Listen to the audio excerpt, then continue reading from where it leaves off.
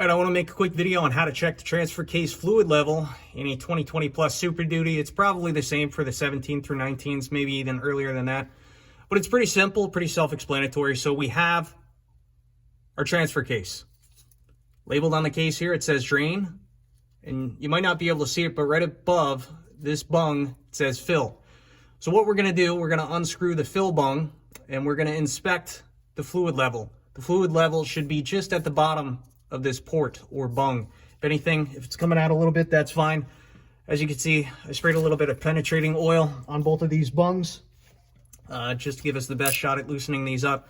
But this is something you definitely want to check, regularly when you do your oil changes.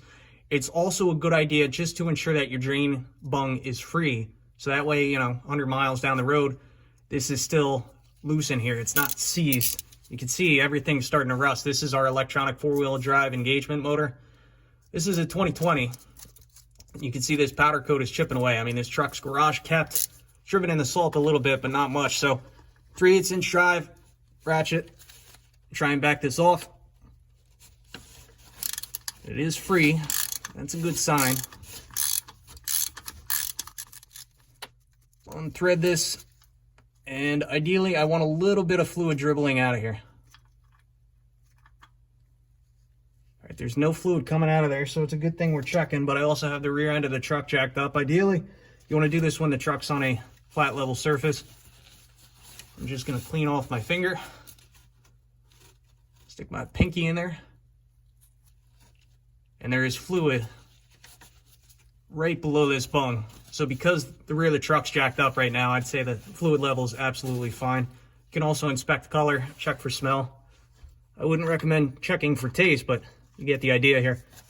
All right, so let's tighten up our fill. You can put some Teflon tape on this if you want, but I'm not going to because I've never had an issue. And you want to get this snug. You don't want to over torque it. I'm sure there's a torque spec. If I find that torque spec, I'll throw it in down below. But as for a drain, while I'm here checking the fluid, I'm also just going to loosen this up, maybe 1/8 of a turn, which, look at that.